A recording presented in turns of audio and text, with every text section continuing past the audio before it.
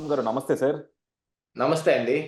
గౌతమ్ గారు, వైఎస్ జగన్మోహన్ రెడ్డి గారికి ఓడిపోయి నెల రోజులవుతున్నా సరే, ఎందుకు ఓడిపోయానన్నది తెలియట్లా. పాపం నిన్నో, మొన్నో ఆయన చిన్న ప్రెస్ మీట్‌లో గూడా ఆయన చెప్తా ఉన్నారు. నేను ప్రజలకి ఇంత మంచి చేశానే, ఇంత మంచి చేస్తే నన్ను ఆళ్ళు ఓడిచ్చేసారే, నేను ఎందుకు ఓడిపోయాను అని పాపం ఆయన బాధపడతా ఉన్నారు.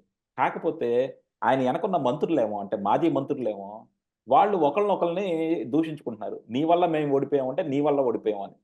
ఏంటంటే వీళ్ళందరూ గూడా వాళ్ళందరికి అర్థమైందేంటంటే, వీళ్ళు వాడిన అసభ్య పదజాలం గావచ్చు, లేదంటే వీళ్ళు చూపించిన అహంకారం కావచ్చు, లేదంటే వీళ్ళు చేసిన దాష్టికాలు కావచ్చు, వీటి వల్ల వీళ్ళని ప్రజలు ఓడించారని చెప్పి మంత్రులకు అర్థమైంది. జగన్మోహన్ రెడ్డి గారికి అర్థం అవ్వల పాపం.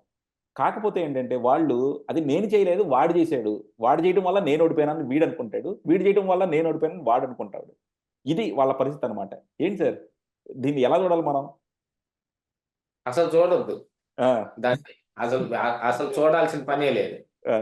ఇగ్నోర్ చేయమంటారు. ఎందుకంటే ఆ! జగన్మోహన్ రెడ్డి నిట్ట నిలువున అబద్ధం చెబుతున్నాడు. హ్మ్. ఆయన, ఆయన ఎందుకు ఓడిపోయాననే విషయం ఆయనకి తెలియకేం గాదు. హుహు.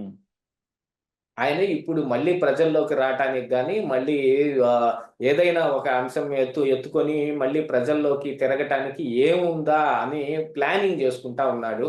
హుహు. ఆ ప్లానింగ్ జరిగే వరకు గాని, అది ఆ కార్యాచరణ రూపొందే వరకు గాని, ఇలాంటి మాటలు కొన్ని మాట్లాడతారు. ఈవీఎం ట్యాంపరింగు మర్చిపోయాడు కాసేపు అది మాట్లాడేసి. మళ్ళీ ఇప్పుడు దా కార్యకర్తల మీద దాడులు, అది కూడా కొంచెం సబ్సైడ్ అయిపోయింది. ఇక ఏదో ఒకటి అంశం కావాలి గదా! రాటానికి. హుహు. అందుకని పిన్నెల్లి రామకృష్ణారెడ్డిని పరామర్శించటానికొచ్చాడు. పిన్నెల్లి రామకృష్ణారెడ్డిని ఎప్పుడైనా ఈయనేం ఈయన పరామర్శించలేదండి. ఈయన రాజకీయం అంతా ఓదార్పుతోనే మొదలవుద్దేమో సార్. అది ఆ రోజు కరెక్టే. ఆ! ప్రజలకు కావాల్సింది కూడా అదేనండి. హ్మ్. ప్రజలకి కావాల్సింది అదే. ఇప్పుడు ఏదైనా ఒక నాయకుడు అధికారంలోకొచ్చి అంటే ఇప్పుడు ప్రజాస్వామ్యం కాబట్టి ఈ మాట మాట్లాడుకుంటున్నాం. రాచరిక వ్యవస్థ ఉన్నప్పుడు ఏం జరిగేది? ఒక రాజు మంచోడనుకోండి హ్మ్. ప్రజలు బానే ఉంటారు. ఓ హ్మ్. నిరంకుశుడైన రాజు ఉన్నాడనుకోండి, వాళ్ళ సైన్యాధిపతులు గాని, వాళ్ళు గాని వచ్చి వీళ్ళని వేధించి వేసారి వీళ్ళని పిండేసి బాగా తన్ని వాళ్ళు కావాల్సింది పట్టకపోతారు. అప్పుడు ప్రజలేం కోరుకుంటారు? ఎవడో ఒకడి నుంచి ఓదార్పు కోరుకుంటారు. ఆ ఓదార్చటానికి ఎవడొస్తాడో వాడిని నాయకుడని వీళ్ళందరూ నమ్ముతారు. అతనికి బలంగా మేము నిలబడతాము అని చెబుతారు. వీళ్ళందరి అండ చూసుకొని ఆ నాయకుడు ప్రజానాయకుడవుతాడు. ఆ రాజు మీద తిరగబడతాడు. ప్రజా ఉద్యమం బిల్డ్ అవుతుంది. అంతా ఓదార్పుతోనే అది సాధ్యమవుతుంది. ప్రజలందరూ సుఖశాంతులతోటి ఉన్నారనుకోండి, ఉద్యమం అవసరం లేదు. ఉద్యమం రాదు గూడా. హ్మ్. ఎవడన్నా చేద్దాం రండన్నా గూడా ఎవరు వెళ్లరు. అందరూ కష్టాలు, నష్టాలు, కోపాలు, తాపాల్లోనూ, ఏడుపులు, పెడబొబ్బుల్లో ఉంటే అప్పుడు ఆ ఉద్యమం బిల్డ్ అయ్యేది. ఉద్యమానికి మెయిన్ కారణం కష్టాలు, నష్టాలు, ఏడుపులు. ఈటన్నిటికి ఓదార్పు ఒక్కటే. నాయకుడు ముందు ఓదారుస్తాడు. తర్వాత నాయకుడవుతాడు. హుహు. దానికి జగన్మోహన్ రెడ్డి పర్ఫెక్ట్ సూటబుల్. ఆ ఓదార్పుకి ప్యాంటు, చొక్కా వేస్తే అది జగన్ జగన్మోహన్ రెడ్డి. హుహు. ఇప్పుడు పిన్నెల్లి రామకృష్ణారెడ్డిని అసలెందుకు కలవటానికెళ్ళాడు చెప్పండి? అరెస్ట్ అయ్యి జైల్‌లో ఉన్నాడు. ఆయనే ఫస్టు. వైఎస్ఆర్ కాంగ్రెస్ పార్టీ నాయకులందరిలో. తన్నులు తిన్న కార్యకర్తలు గావచ్చు, కొన్ని చోట్ల తెలుగుదేశం కార్యకర్తలు ఈళ్ళ మీద చేయి చేసుకోవటం జరిగింది. వైఎస్ఆర్ కాంగ్రెస్ పార్టీ కార్యకర్తల మీద, ఆ నాయకుల మీద కొంచెం దుందుడుకు స్వభావంతోటి కొన్ని చోట్ల కొన్ని ఇన్సిడెంట్లు జరిగాయి. వాళ్ళని ఓదార్చుంటే బాగుండేది. ఇక్కడికెందుకెళ్ళాడని కొంతమంది విశ్లేషించారు. ఎవరైనా సరే ఫస్ట్ ఒక నాయకుడు ఎవరి దగ్గరికన్నా వెళ్ళాడు అనంటే, వాడి ఎనకున్న మంది మార్బలాన్ని చూసుకొని ఎళ్ళాలి.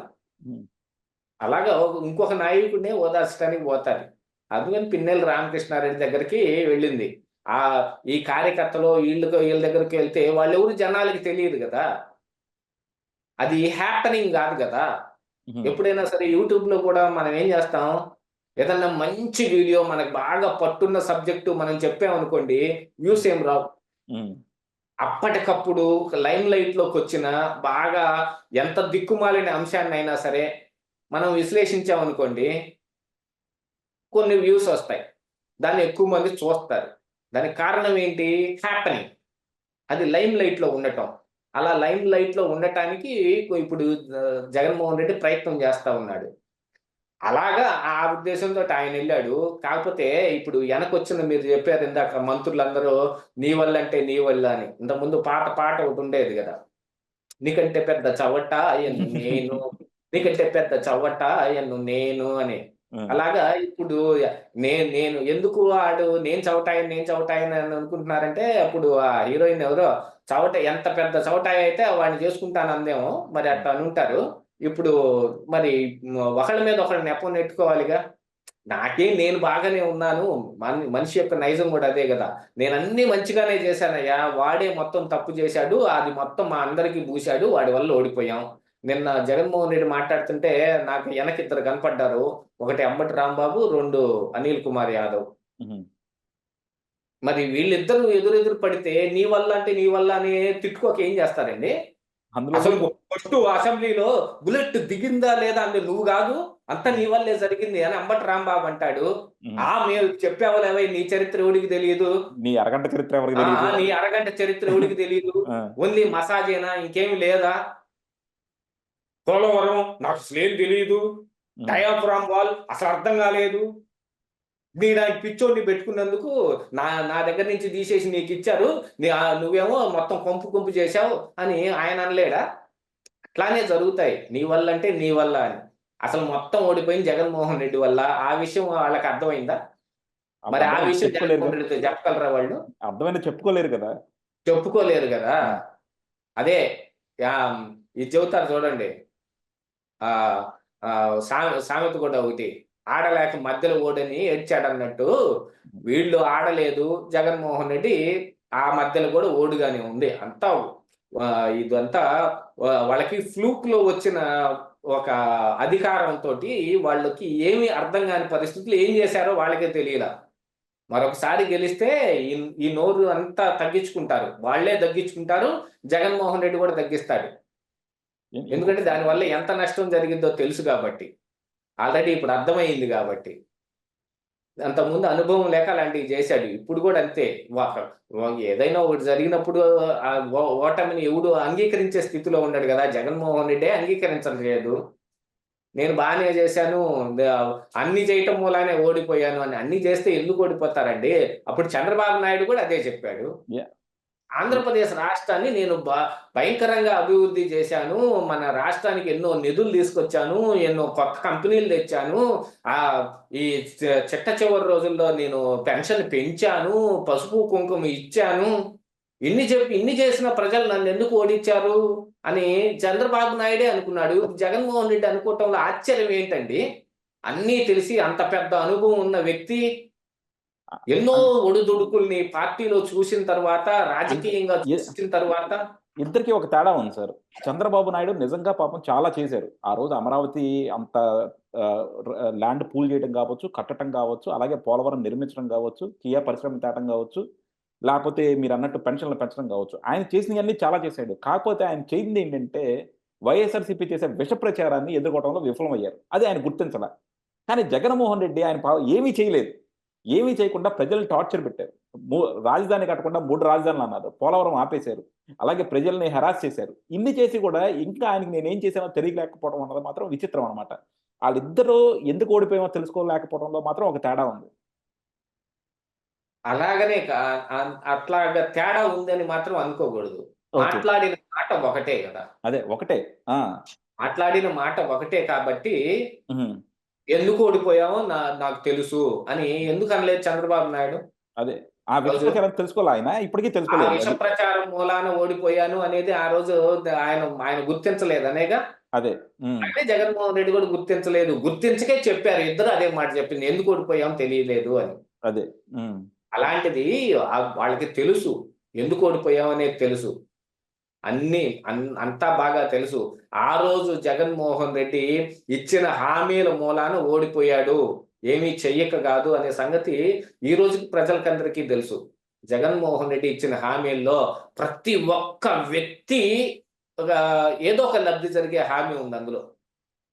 సిపిఎస్ రద్దు దగ్గర నుంచి మిగతా అన్ని విషయాల్లోనూ ఏవేమి హామీలు జగన్మోహన్ రెడ్డి ఇచ్చాడో, ఇక్కడ ఆంధ్రప్రదేశ్ రాష్ట్రంలో ఉన్న ప్రతి ఓటర్‌కి చేరువయ్యే ఒక హామీ అందులో ఉంది.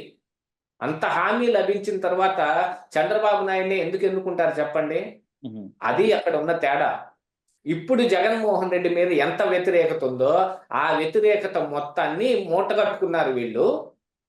వీళ్ళు క్యాష్ చేసుకున్నారు. ఈ తెలుగుదేశం పార్టీ ఈ ఎన్‌డీఏ కూటమిలో ఉన్న ఈ 3 పార్టీలు మూటగట్టుకున్నారు.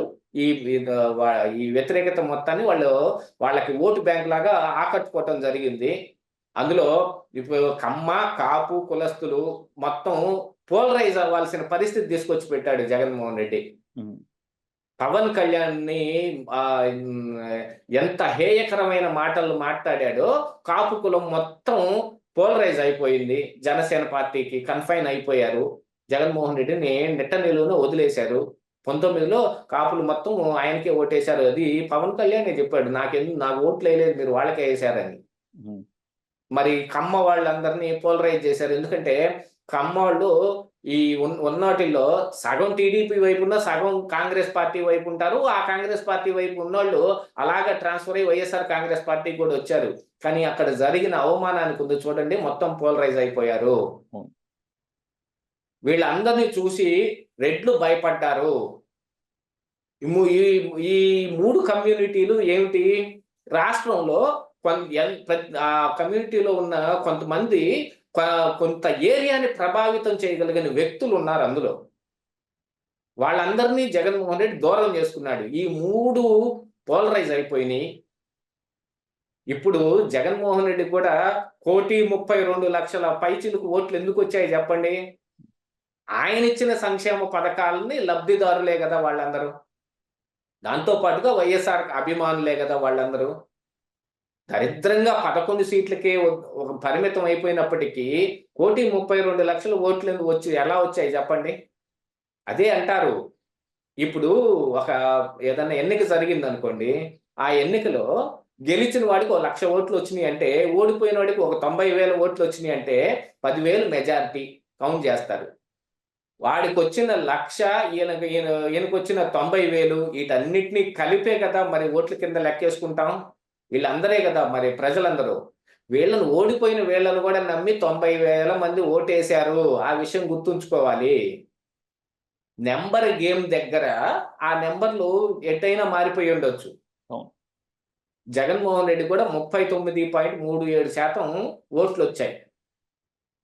ఆ విషయం గుర్తుపెట్టుకోవాలి. దాన్నే జగన్మోహన్ రెడ్డి నాకింకా బలం తగ్గలేదు. నేను బలంలోనే ఉన్నాను.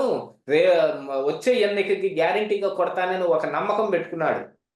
దానికోసం ఇప్పుడు ఇంకా ప్లానింగ్ జేస్తాడు. ఈ న్యూట్రల్ ఓట్లు ఎవరైతే ఉన్నాయో మళ్ళీ మనం ఆకట్టుకోవటం ఎలాగా? ఇప్పుడు మళ్ళీ మనం ఏం జేసి మన విష ప్రచారాలన్నిటిని ఎలా జేసి ఇప్పుడు అధికారంలో ఉన్న కూటమి మీద గుడ్డగాల్చి వాళ్ళ మొహాన్ని ఎట్టేయాలి? మసి వాళ్ళు తుడుచుకుంటే చూడండి వాళ్ళేం జేశారో అని మనం ఎలా లబ్ధి పొందాలి? మళ్ళీ ప్లానింగ్ జేస్తాడు.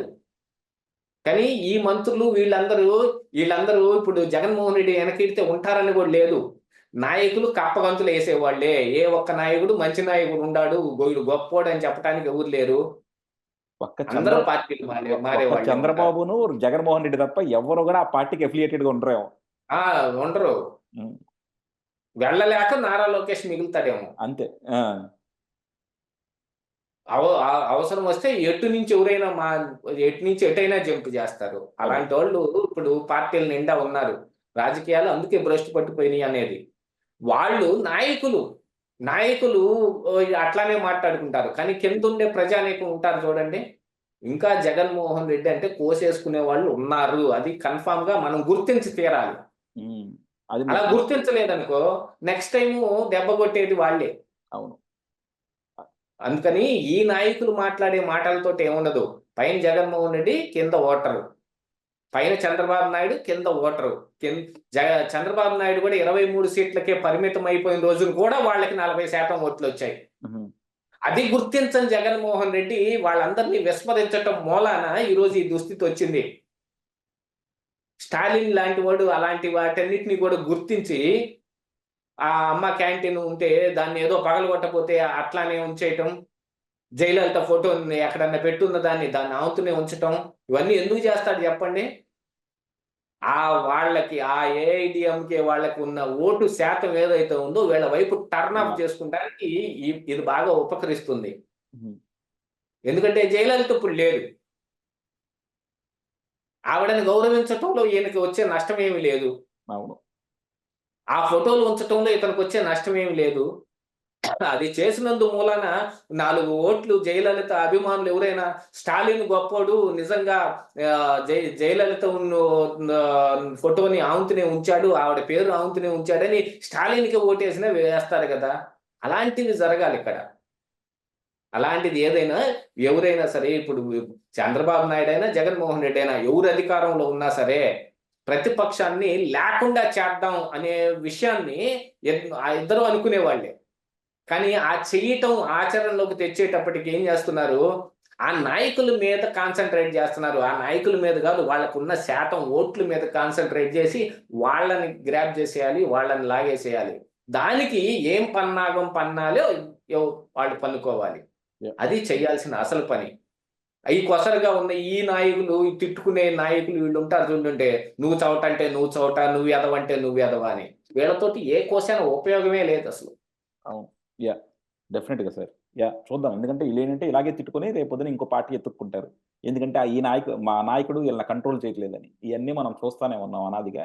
కాకపోతే ఇదొక ఇంట్రెస్టింగ్ సబ్జెక్ట్ సార్. ఎందుకంటే జగన్మోహన్ రెడ్డి, కేసీఆర్ ఈళ్ళిద్దరూ కూడా ఈరోజు అధికారం లేకపోవచ్చు. కానీ ఈళ్ళెప్పుడు అధికారంలోకి రారా? ఎందుకంటే మనందరం కూడా చూసాం చాలా మటుకు. ఈ డెమోక్రసీ అనేది ఎంత బ్యూటిఫుల్‌గా ఉంటదో కూడా మనకు తెలుసు. సో, డెఫినిట్‌గా దీని మీద వేరే టాపిక్ చాలా డీటెయిల్డ్‌గా చేయాలి. ఈ నెక్స్ట్ టైమ్ ఎప్పుడైనా చేద్దాం సార్. థాంక్ యూ అండి. Thank you very much sir.